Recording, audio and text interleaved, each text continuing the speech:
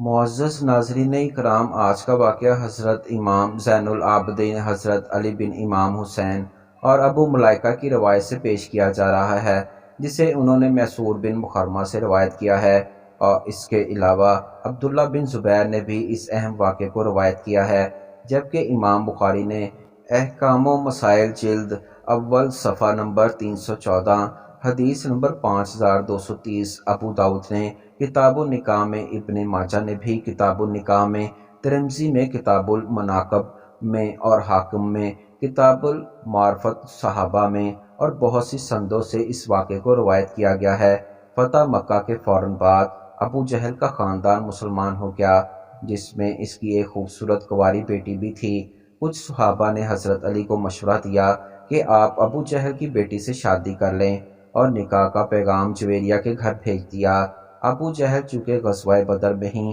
جہنم واصل ہو چکا تھا، اب اس کی 14 سال کی بیٹی کی کفالت ابو جہل کے دو بھائیوں سلام بن ہشام اور حارث بن ہشام کے سپرد تھی۔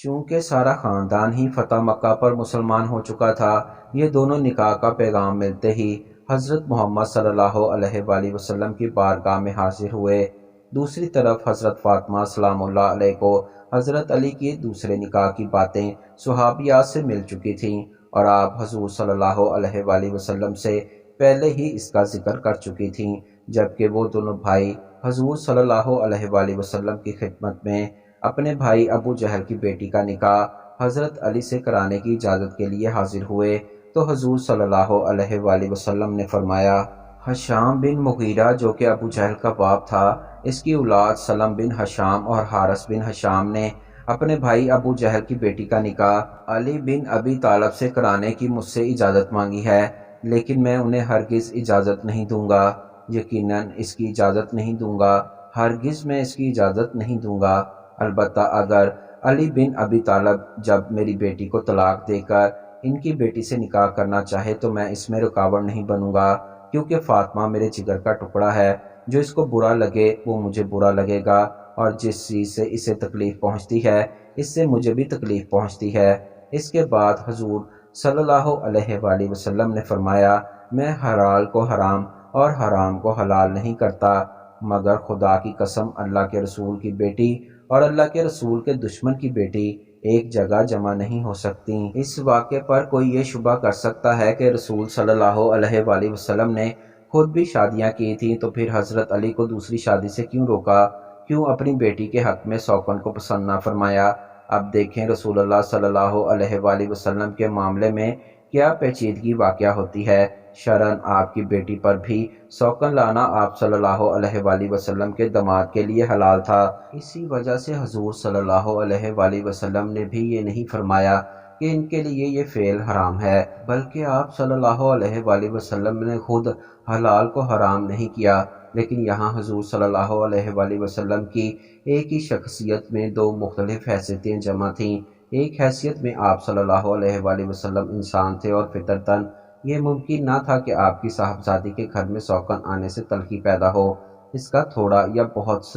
اثر آپ صلی اللہ علیہ وآلہ وسلم کی طبیعت پر نہ پڑے۔ دوسری حیثیت میں آپ صلی اللہ علیہ وآلہ وسلم اللہ کے رسول تھے، اور رسول کی حیثیت سے آپ کا مقام یہ تھا کہ آپ کے ساتھ اگر کسی کے تعلقات خراب ہو جائیں اور کوئی شخص آپ کے لیے اذیت بن جائے تو اس کے دین و ایمان کی بھی خیر نہ تھی۔ اسی وجہ سے حضور صلی اللہ علیہ وآلہ وسلم نے حضرت علی کو بھی اور بنی ہشام بن مغیرہ کو بھی اس کام سے روک دیا، کیونکہ اگرچہ شرعاً یہ حلال تھا، مگر اس سے یہ اندیشہ تھا کہ یہ چیز حضرت علی کی دوسری بیوی اور اس کے خاندان والوں کے ایمان اور ان کی عاقبت کو خطر میں ڈال دے گی۔ ایک اور اہم بات یہ ہے کہ ابو جہل اور اس کا خاندان حضور صلی اللہ علیہ وآلہ وسلم کے بہت بڑے دشمن رہ چکے تھے، اور اب فتح مکہ کے بعد نئے مسلمان ہوئے تھے۔ اگرچہ یہ لوگ اسلام قبول کر چکے تھے، لیکن یہ تحقیق ہونا ابھی باقی تھی کہ یہ اسلام کا قبول کرنا پورے اخلاص سے تھا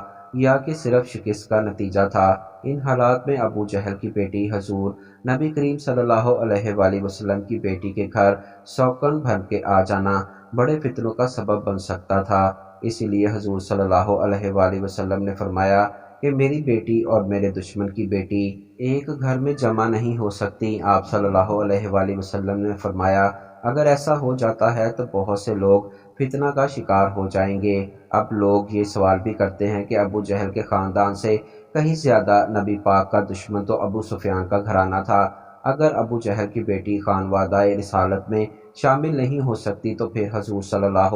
علیہ وآلہ وسلم نے ابو سفیان کی بیٹی حضرت ام حبیبہ سے نکاح کر کے انہیں کیوں ازواج مطہرات میں شامل کیا؟ یاد رہے کہ ابو جہل کی بیٹی اور اس کا سارا خاندان فتح مکہ ہونے پر مسلمان ہوا، جن کا امتحان ابھی باقی تھا، جبکہ ابو سفیان کی بیٹی حضرت ام حبیبہ جن سے حضور صلی اللہ علیہ وآلہ وسلم نے نکاح فرمایا تھا، وہ بہت بڑے امتحان سے گزر چکی تھیں۔ ابو سفیان کی بیٹی ہند بنت عتبہ کی لگتے جگر، جن کا نانا عتبہ بن ربیعہ حضرت محمد صلی اللہ علیہ وآلہ وسلم کا بدترین دشمن تھا، اس خاندان سے اور اس ماحول سے نکل کر